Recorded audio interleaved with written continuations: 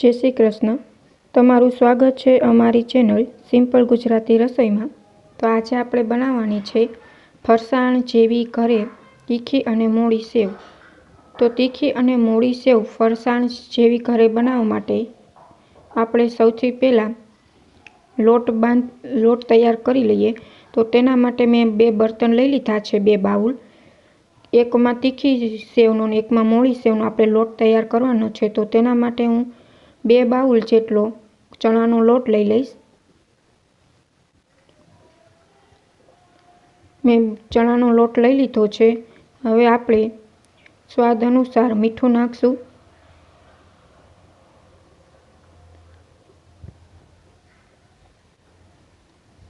એક ચમચી જેટલા કારા મરી નાખશું. કારા મરી નાખવાથી સેવમાં ટેસ્ટ બહુ સરસ આવે છે. ફરસાણની દુકાન જેવો ટેસ્ટ ઘરે આવે છે. અડધી ચમચી જેટલી હળદર નાખશું.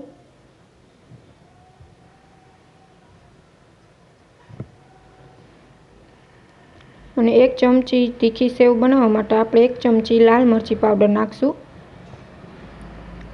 હવે સારી રીતના મિક્સ કરી લઈએ.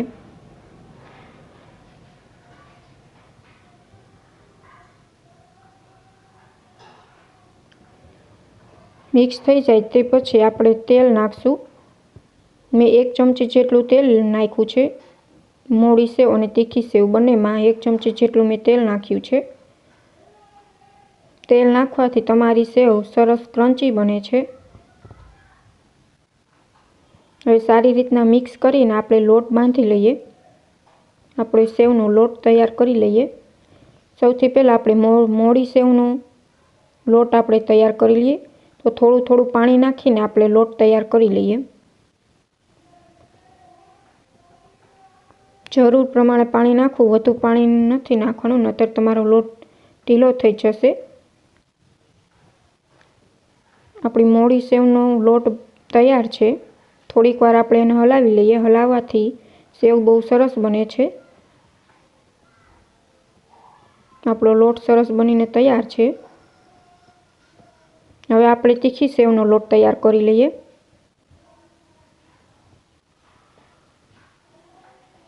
થોડું પાણી ઉમેરીને લોટ આપણે તૈયાર કરી લઈએ. તો મારો તીખી સેવનો લોટ પણ તૈયાર થઈ ગયો છે. સારી રીતના આપણે એને હલાવી લઈએ અને આપણું તેલ ગરમ થાય ત્યાં લગી બંને લોટને 15 મિનિટ આપણે એક સાઈડ રાખી દઈએ. પછી આપણે સેવ કરી લઈએ. 15 મિનિટ એમને મૂકી દેવાનું છે, જેથી સરસ લોટ આપણો થઈ જાય.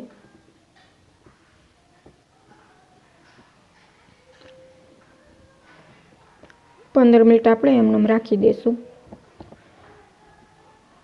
અહીંયા મારું ગરમ તેલ થવા મેં મૂકી દીધું છે. 15 મિનિટ થઈ ગઈ છે. હવે આપણે સંચામાં આવી મેં જારી લીધી છે. તમારે જેવી સેવ બનાવવી હોય તેવો તમારે જારી લઈ લેવાની છે, એની ચકરી સેવ બનાવવાની. તો એને આપણે તેલ લગાવી દઈએ, જેથી લોટ ચોટે નહીં અને સેવ સરસ રીતના પડી જાય. હું સંચામાં સરસ રીતે તેલ લગાડી દઈશ. પહેલાં આપણે મોળી સેવ બનાવવાની છે, તો આપણે સંચામાં મોળી સેવનો લોટ આપણે ઉમેરી દઈએ. ભરી લઈએ સંચો મોળી સેવના લોટનો, ચણાનો લોટ. મેં ભરીને તૈયાર કરી લીધો છે. આપણું તેલ પણ આવી ગયું છે. હવે આપણે સેવ પાડી લઈએ. ધ્યાન રાખવાનું છે, તમારે તેલ બહુ ગરમ નથી આવવા દેવાનું, નહીંતર તમારી સેવ બ્રાઉન થઈ જશે. મીડિયમ ટુ લો ફ્લેમ તમારે રાખવાની છે ગેસની. હવે સારી રીતના આપણે સેવ પાડી લઈએ.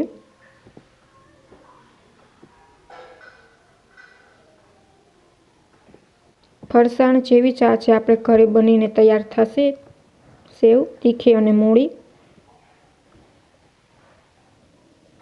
એક સાઈડથી આપણી સેવ પાકી ગઈ છે. બીજી સાઈડ આપણે પલટી દઈએ.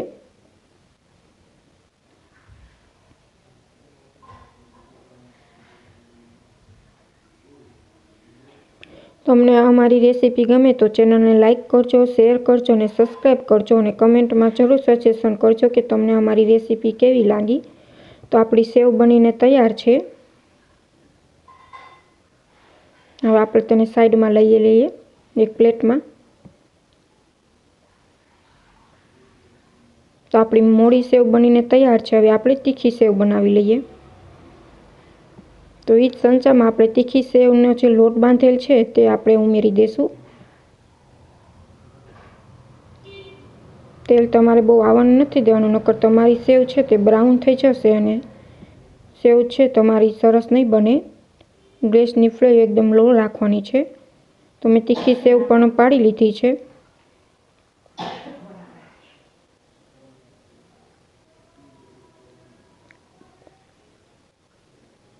તો મારી તીખી સેવ પણ બનીને તૈયાર છે. ફરસાણની દુકાનમાં બને જ તેવી જ આજે ઘરે બનીને તૈયાર છે તીખી અને મોળી સેવ.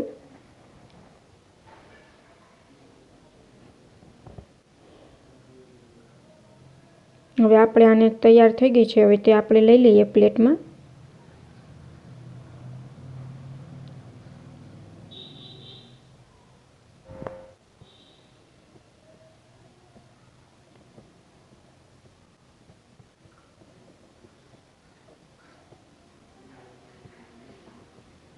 તો આપણી સેવ તૈયાર છે, તીખી સેવ અને મોળી સેવ.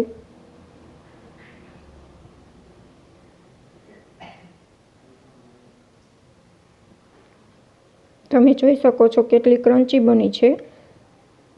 Thank you for my watching.